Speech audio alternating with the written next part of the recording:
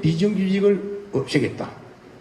비정규직을 정규직화하겠다. 이렇게 선언하고 그 일을 진행한 지 또 2년이 다 돼갑니다.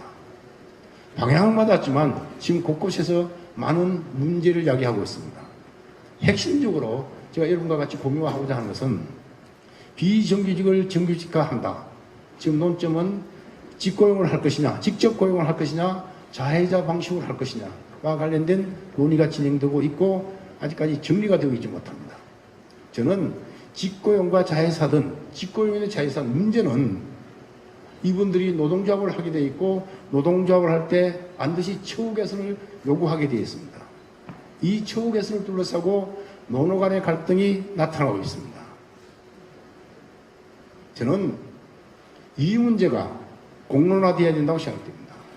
비정규직, 정규직 문제를 가지고 왜 공기업 기관장과 노동자가 싸워야 되는지, 또 우리 서울시와 서울시 많은 비정규직 노동자들이 싸워야 되는지, 그건 저는 정답이 아니라고 생각됩니다.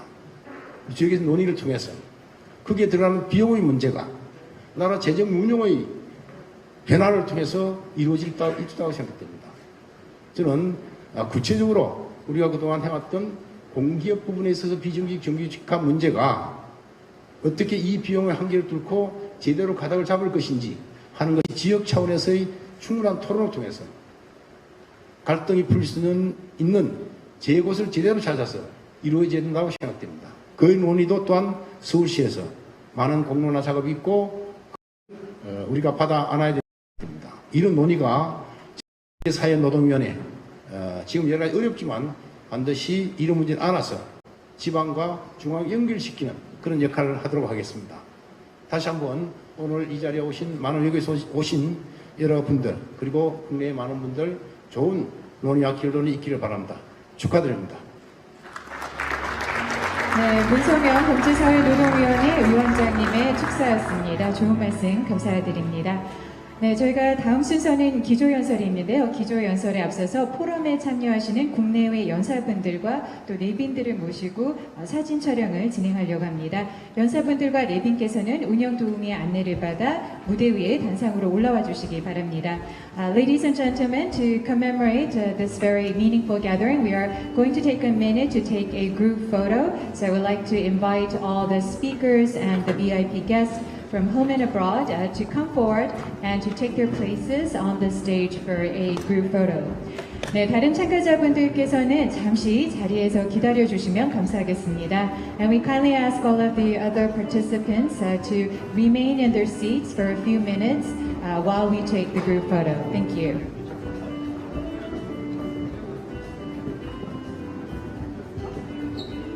네, 포럼에 참여하시는 국내외 연사분들과 그리고 내빈들을 모시고 단체 사진 촬영을 진행하도록 하겠습니다. 네, 모두 일렬로 도열해 주시고요. So when everyone is ready, we will take the photo.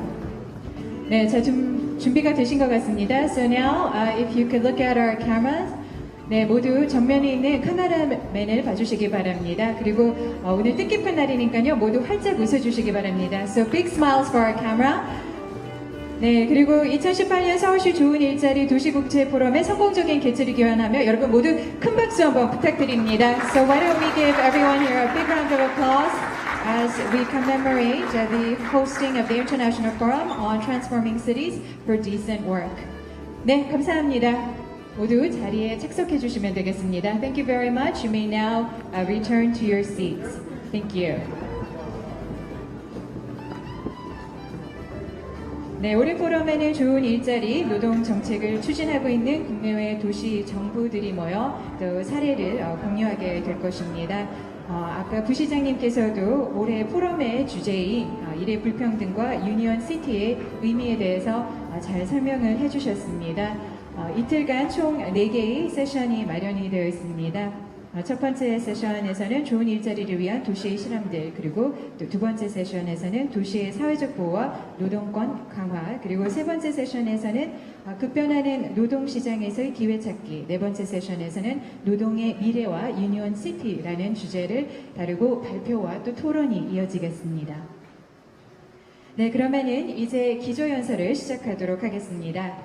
오늘의 기조연설은 미국 노동부 산하 근로기준품과 첫 종신 행정관이자 또 오바마 정부의 노동정책 설계자인 균열 일터 당신을 위한 회사는 없다의 저자이신 데이비드 와일 교수님께서 수고를 해주시겠습니다. 네, 데이비드 와일 교수님을 큰 박수와 함께 무대 위로 모시도록 하겠습니다. Professor Weil, if you could please join me on the stage.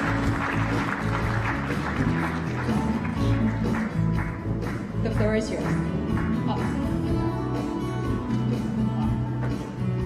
네, 여러분 다시 한번 큰 박수 부탁드립니다.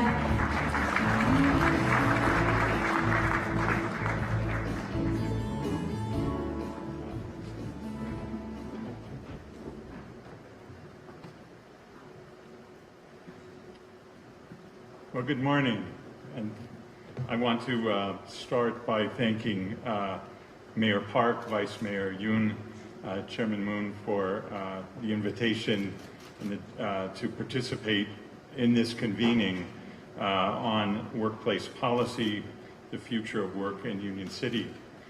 I'm very honored and humbled to be able to provide this opening keynote address and provide some perspectives on the context of what we're going to be discussing over the next 2 days.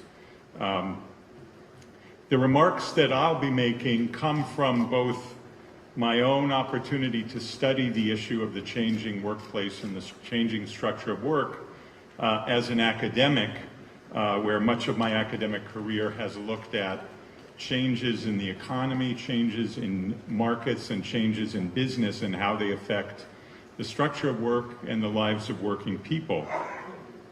I had the particular honor to serve in the government.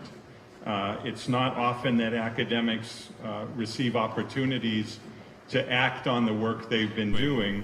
And when President Obama asked if I would be interested in leading the Wage and Hour Division of the U.S. Department of Labor, the part of the Labor Department in charge of enforcing our basic labor standards in the United States, I was, of course, honored and grateful for that opportunity. Being in that position, being at the seat in government policy, gave me a particular lens to see the issues of the fissured workplace that I'll be describing directly, and also to understand the complexity of dealing with them and changing a transformation that took place over 30 years in terms of government policy.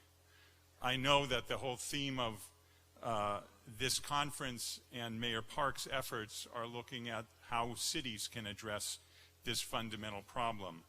And as many of the speakers and participants will show in the next few days, there are huge opportunities, but also great challenges in doing so.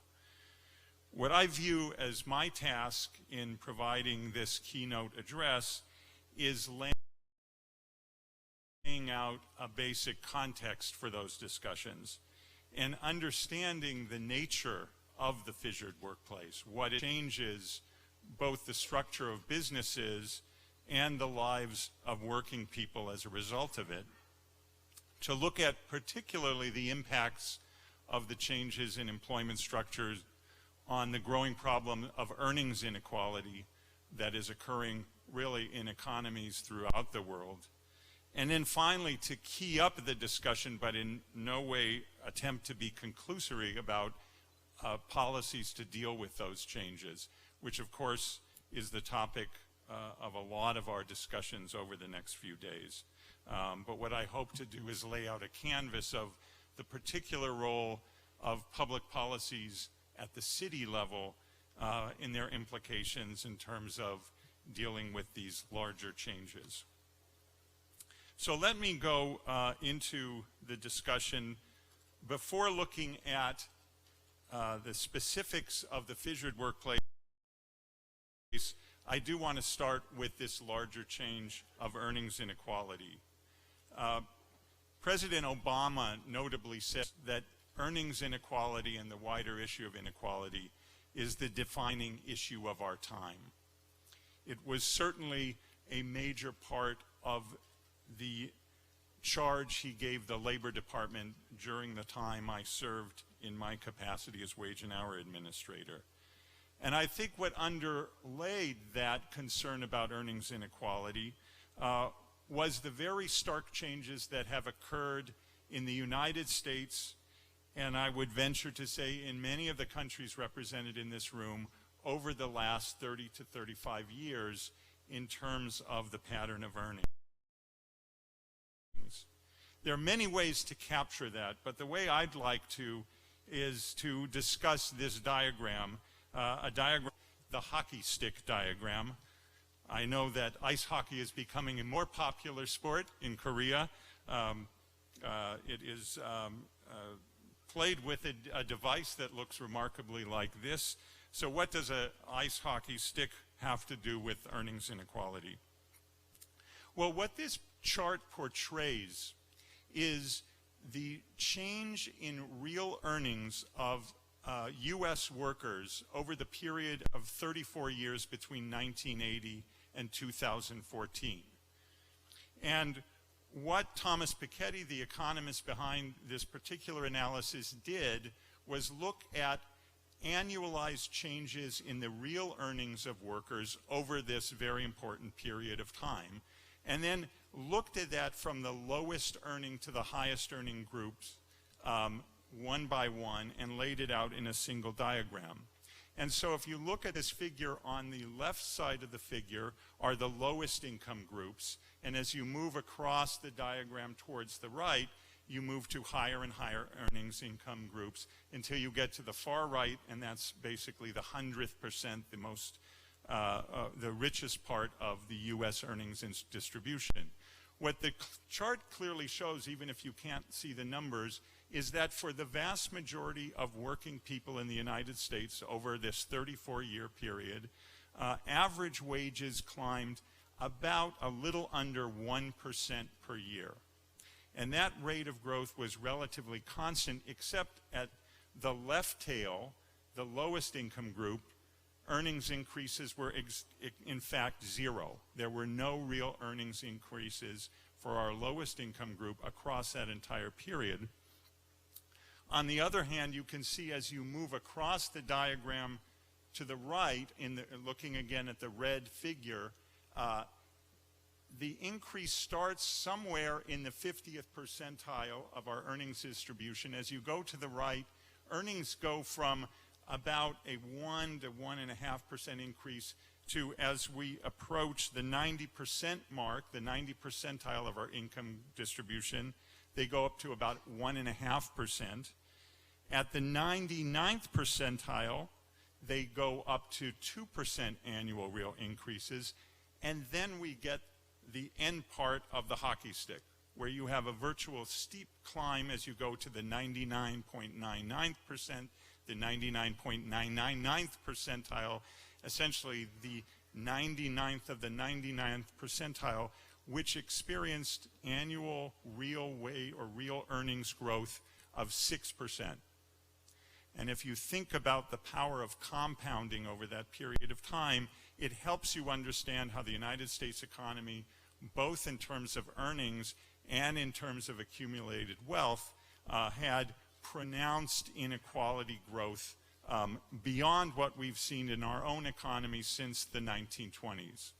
And it puts us at a place at this moment of time, even with a robust recession that has been well underway since 2010, even with unemployment rates that are well below 4%, real earnings that still for most working people have barely kept pace, while we have a very small number of people who have had substantial earnings inequality. The other way, just to quickly depict the profound changes that have occurred, is to compare this 34-year period with the prior 34-year period. And that prior 34-year period is depicted in the gray line you see above the red line, which takes the period from 1946 to 1980, does the same analysis. And what you can see is, number one, for most working people, average real earnings growth was much higher. something above 2%, and for our lowest income earning group, close to 3% annual real wage increases. And at the very high end of the tail, in fact, while still a healthy 2% annual increases, the highest earnings group had the smallest increases. So again, a complete flipping of what we saw in the immediate post-World War II period in our economy in the first 34 years from what we've experienced as an economy in the next 34 years. And I think as we frame our discussions over the next 2 days, it's helpful to compare the experience of other countries in terms of similar trends in earnings inequality in framing the fundamental nature of the challenge we're facing. One final way to depict how much, for most working people in the United States, the situation has transformed in the last 30 years is looking at opportunities to improve oneself. There is, in the hopes, I'm sure, of every parent in this room, the notion that our children will do better than we did. That is baked into so many of our thinking and economic policies around the world.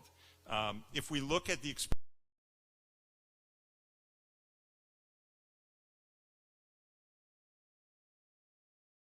children born in 1940,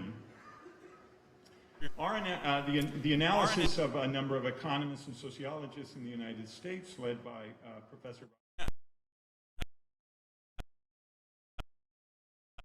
1940, had a 90% chance of doing better, his or her household doing better than his or her parents.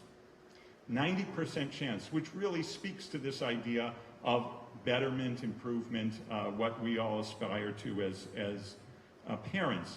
On the other hand, if you were born in 1980, a mere 40 years later, your chances of doing better than your parents in terms of household income was only 50%. It went from a virtual certainty to essentially a coin toss. And again, that speaks to the fundamental changes that have roiled our economy. And again, I know certainly in terms of some of the changes I'll describe has affected the Korean economy in terms of the restructuring of work that we are here to grapple with. So what I want to focus on in the next part of my remarks is, well, where does that come from? How does this relate to this idea of what I've called the fissured workplace, the restructuring of business and its impact on employment and employment outcomes? Although I'm an economist and I love to deal with aggregated numbers,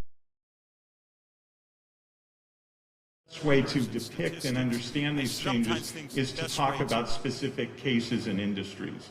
And so what I want to do is briefly describe one such industry, the transformation of the retail industry in the United States along the lines of the fissured workplace. And while I will speak about the retail industry, I could easily have motivated the following discussion with looking at specific manufacturing industries, with looking at the healthcare industry, with looking at the hospitality and hotel industry, the transportation industry, and I dare say even the industry I work in, higher education, and the industry that many people in this room are working in the public sector, have all been affected, while it plays out often in different forms, by the same forces, the same structures I'm going to describe in retailing. So let me start with really what has become the centerpiece of modern retailing, and that is, this is a picture of a distribution center. Modern retailing is all about minimizing exposure to inventory risk by the retailer. What modern retailers, sometimes called lean retailers, do is try to minimize the amount of time they actually own a good and make sure that the consumer buys a good and very quickly it's provided by a supplier with few of the costs of inventory holding borne by the retailer through the use of very modern methods of retailing. Central to that is distribution centers that look like this, that quickly get goods from suppliers to the individual stores where they'll be sold. I often say if you want to insult a modern retailer, you'll call a building like this a warehouse and not a distribution center. And the reason that's true is a warehouse is a place goods sit. A distribution center is a place where goods move.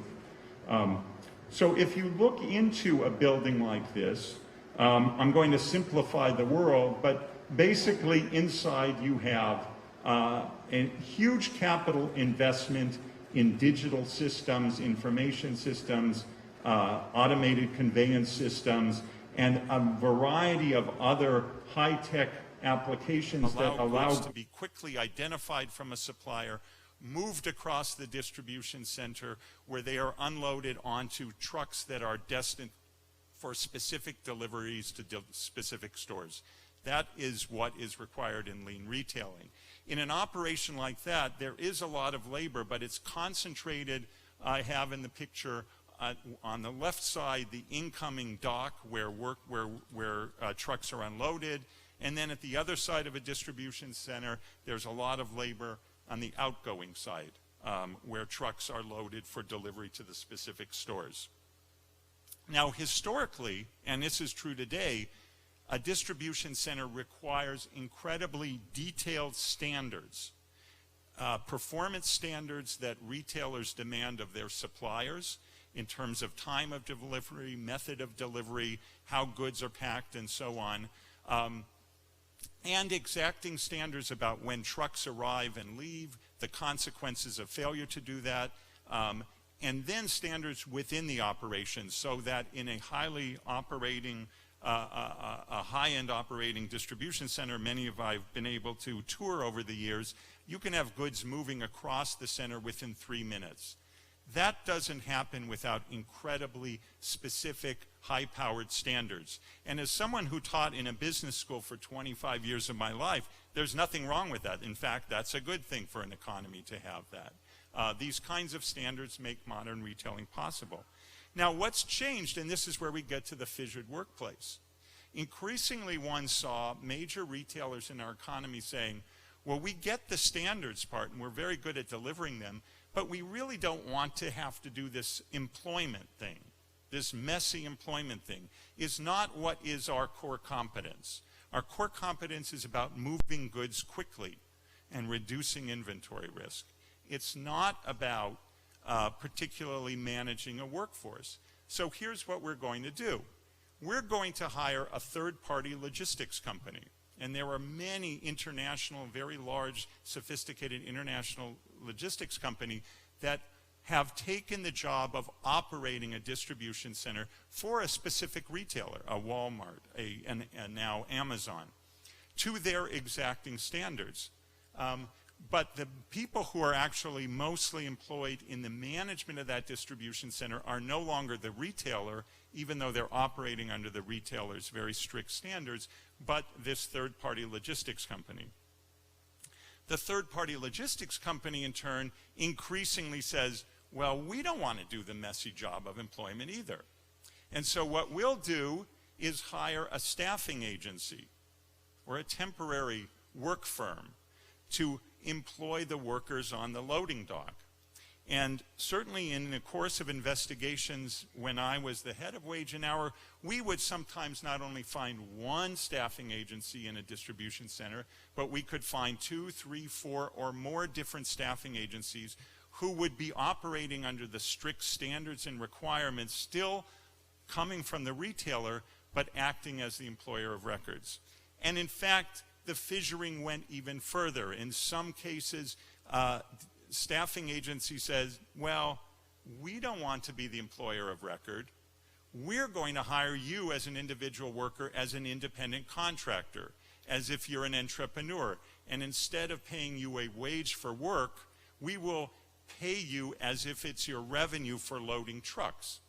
And by doing so, the staffing agency, just like the third-party logistics agency, just like the retailer, had basically divorced itself from the employment relationship, which means they no longer directly set wages. They certainly were no longer responsible for many of the social contract things like worker compensation, unemployment insurance, and even weren't responsible for minimum wage and overtime compliance. And so in this model of the fissured workplace, we have essentially divorced the activities of work from the process of those directing and ultimately benefiting most from that work. And this is where the notion of the fissured workplace comes from. The reason I call it fissuring, and as a good academic, I always have to cite the person who coined the term. It wasn't me. It was my wife, Miriam, who, after hearing me go on about this yet again, who had a background in geology, said, well, it sounds like you're talking about rocks. And when a rock fissures, two things happen. Number one, a rock fissure deepens. And just as you can see in this example, and again, many other examples I could give, fissures deepen. Contracting begets subcontracting and further subcontracting. And in the case I've given you, misclassification. That's the deepening of the fissure. Equally, fissures spread. And as I've already implied, the presence of these kinds of employment relationships have now become a common theme in many industries across our economy, and have also moved occupationally, not only from the low-wage work where many of these practices began, but increasingly up to higher education jobs, higher skills jobs, even in some respects, professional jobs. I have met physicians in the United States who are employed as independent contractors in multiple healthcare facilities, for example. So it is a phenomenon that has deepened and spread. The reason I wanted to give this much time to laying out what the fissured workplace is it helps us understand what is so fundamentally different about this. Number one, it means many of the laws we have instituted, certainly in the United States, and again, I'll look forward to the discussion of Korea and other countries where I think similar things have happened. The obligation for assuring social contract provisions and basic provisions of safety and health have become complicated and made murky by this. So that's one thing that has changed. The movement away, the shedding of activities has created complexity and a loss of social protections. Secondly, as I'll briefly describe in a moment, it changes how workers move within businesses, within value structures in a fundamental way that challenges many of the ways that businesses and the public sector has historically organized things like training. And finally, fundamentally, and going back to inequality, which is what I started with, it transforms the way we set wages in the economy. That instead of paying a wage for work in this distribution center, I am now paying a price for a service to another party.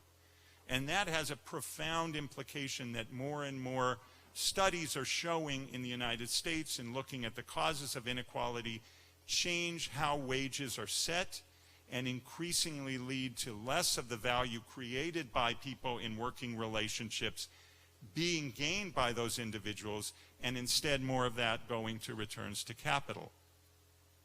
Again, I would premise my remarks on something I often said when I was in my government role.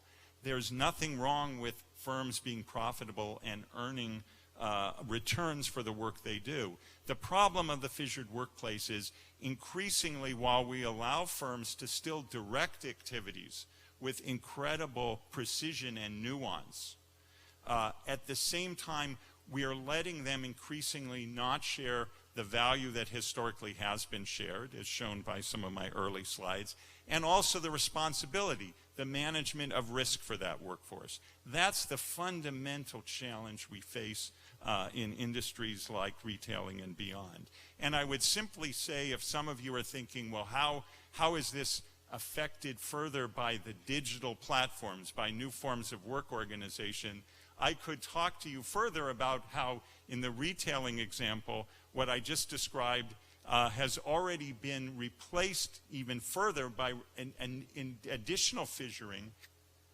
as more and more retailers seek not to have people engage with them in the brick and mortar store, but instead through home delivery, a whole new level of fissuring has occurred where you still have the fissuring in the distribution center, but increasingly you have the subcontracting of work and the use of independent contracting by individuals to deliver packages to people's homes, which breaks apart these relationships even further in different ways in different parts of the retailing sector.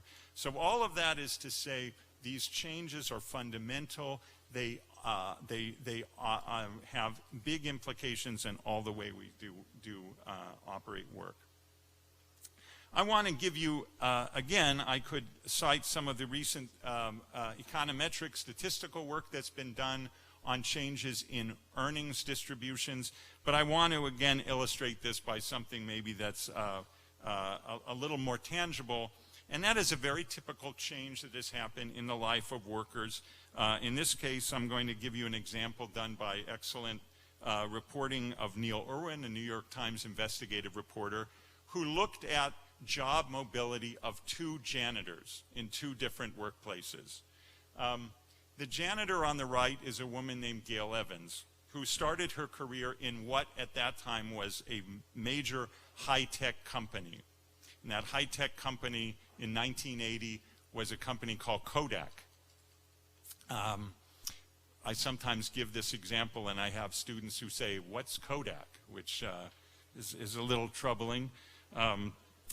But Gail Evans began in Kodak as a janitor in a film processing unit as an employee. And as an employee, when that film processing unit closed, she was transferred to a different facility. As an employee of Kodak, she had been taking evening classes through a company-provided benefit of after-work education support. And she took classes in this obscure area called information technology. And in the course of that work, she learned how to do something with this weird thing in 1980 called a spreadsheet. Well, Gail Evans took that knowledge into the new film processing facility. She was a janitor. Her supervisor became aware of that, asked her to use that skill to actually do scheduling on this spreadsheet thing. And I'll just fast forward the story. Eventually, in the structure of employment in Kodak, Gail Evans became a vice president of information technology. And now, at the time of the story, was a vice president at Mercer, a major healthcare provider, as an executive vice president of information technology.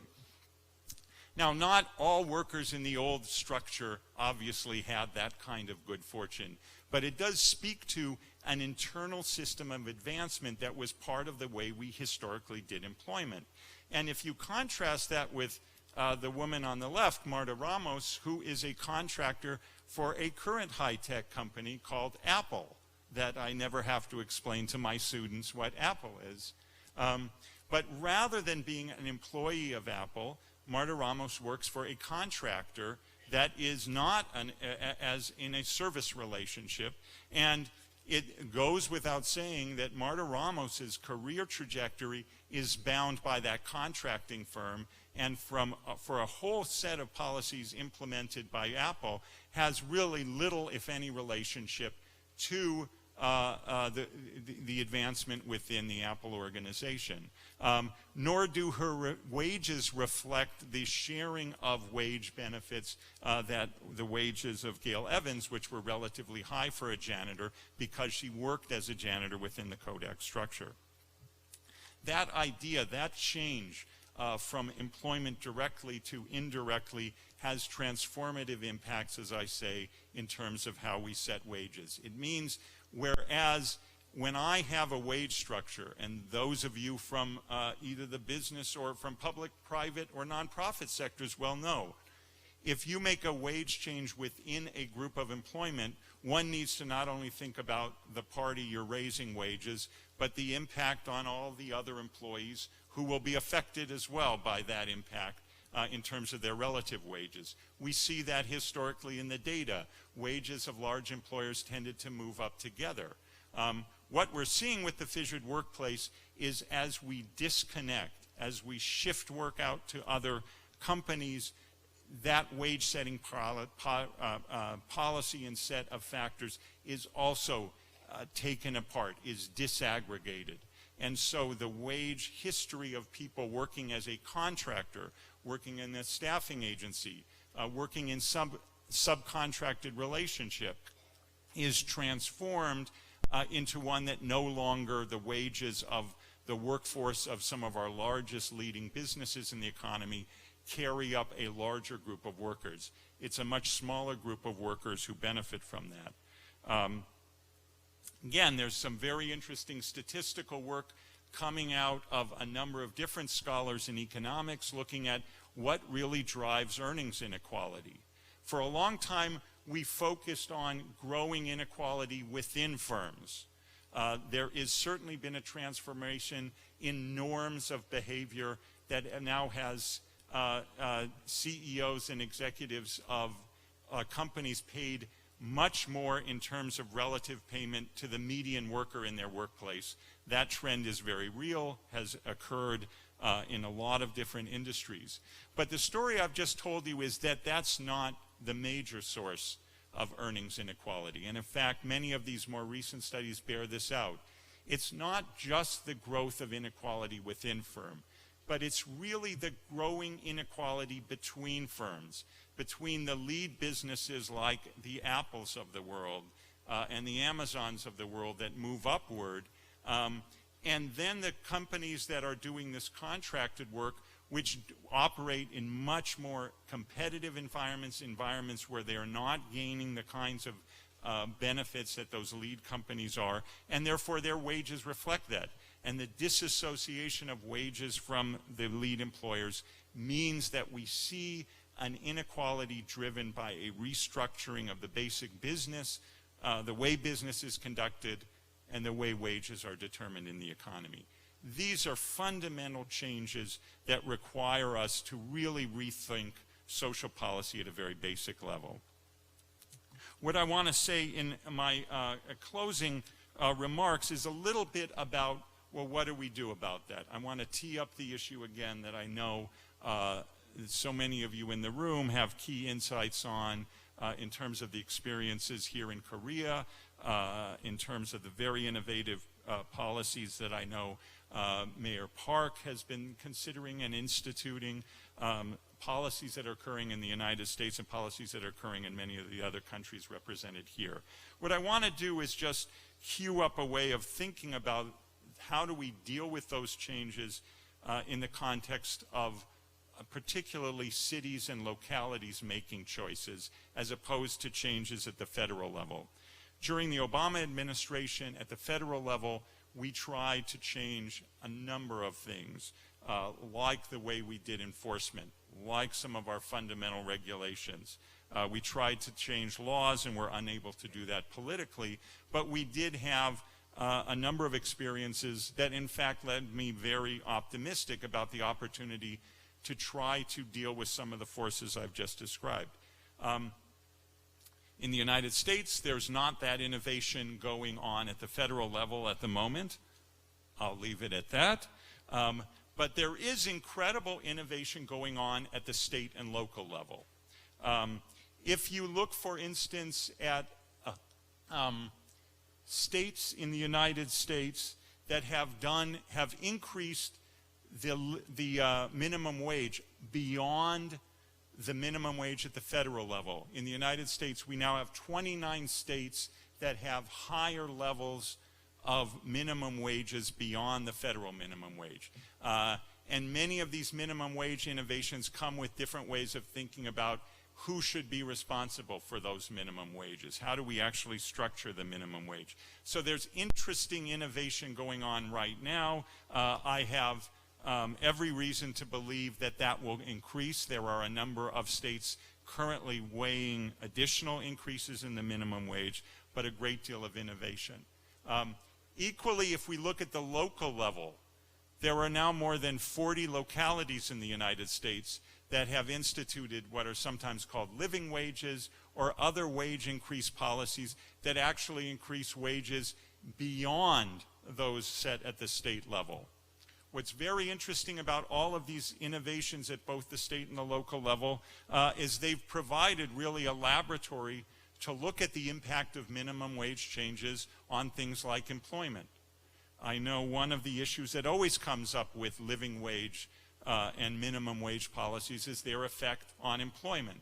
How many jobs do we lose when we increase the minimum wage? What's interesting in the United States experience in these local government cases, where we can act and look at them almost as a laboratory, the employment effects have been very modest. Statistical analysis shows that businesses do not reduce employment to the extent maybe certain models would predict.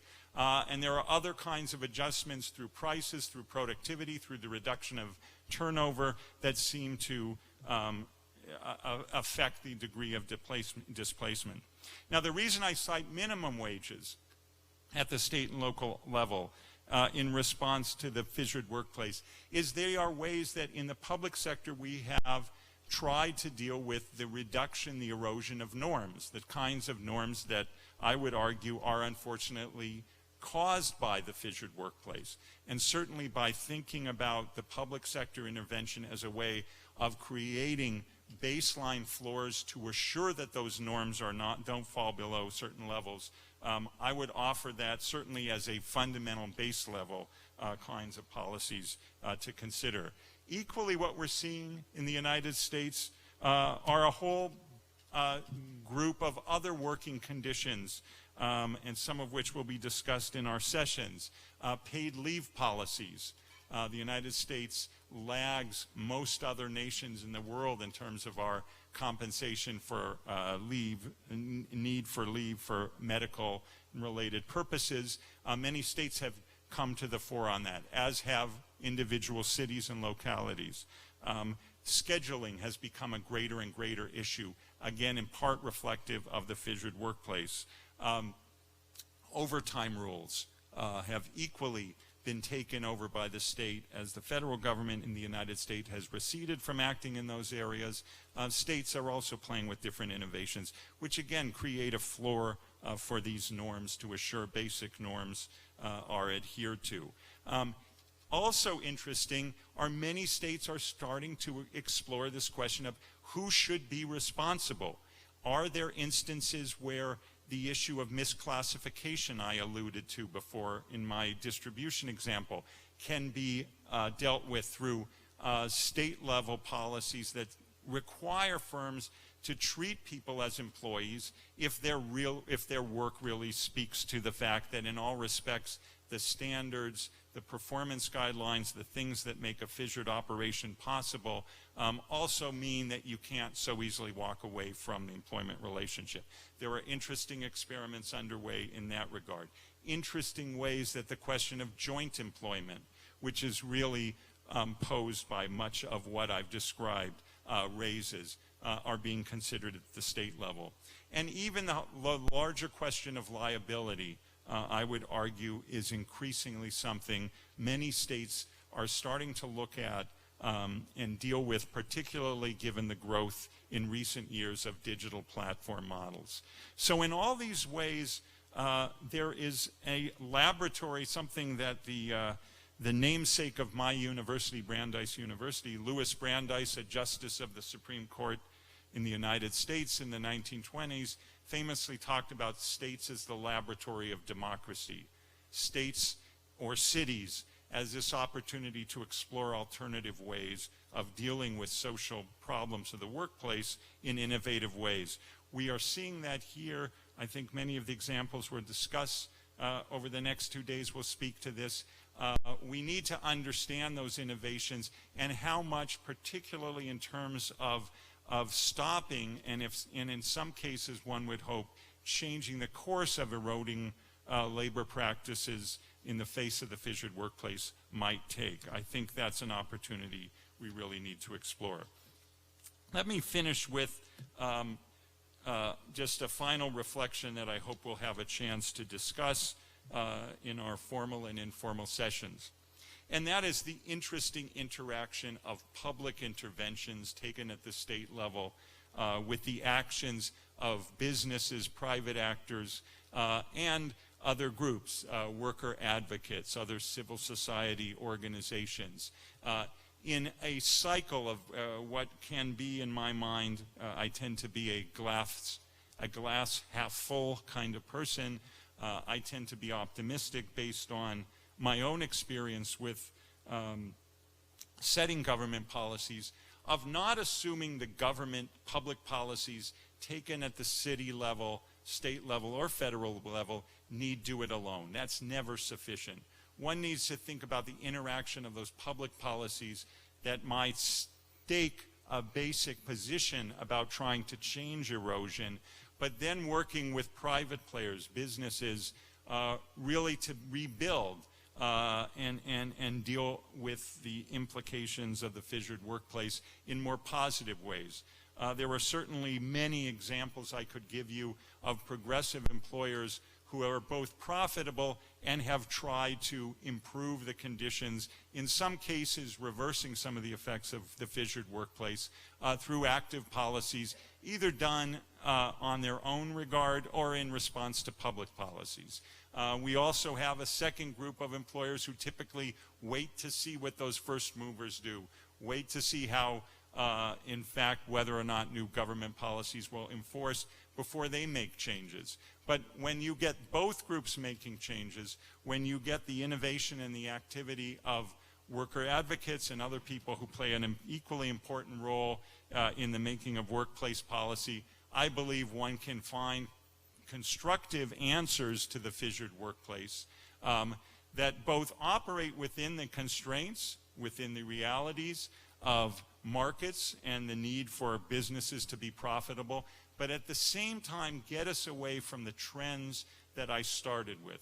The trends that say less and less of the value created by our economies are being shared by the working people who are central to the creation of that value, and making sure that our policies both move us in a direction for growth as a whole, but the sharing of that growth in a more equal fashion that I think has been the hallmark of the post-war era, and I believe with progressive policies and the things we're going to be discussing in terms of the concept of the Union City and other examples, we can also rebuild in the future.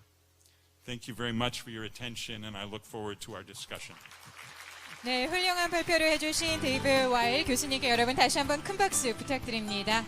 Thank you very much, Professor Weil, for that very thought-provoking and highly engaging presentation. I think you've set the stage for the following presentations and discussions, so thank you very much. 네, 이상으로 2018년 서울시 좋은 일자리 도시 국제포럼의 개막식을 모두 마치도록 하겠습니다. 점심 식사 후 1시 30분부터 이곳 다목적홀에서 본 세션이 진행될 예정입니다. 원활한 포럼 진행을 위해 참가자들께서는 시작 10분 전까지 행사장으로 입장하셔서 자리에 착석해 주시면 감사하겠습니다. 네, 그러면 즐거운 점심 식사 되시고요. 오후에 다시 인사드리도록 하겠습니다. 감사합니다.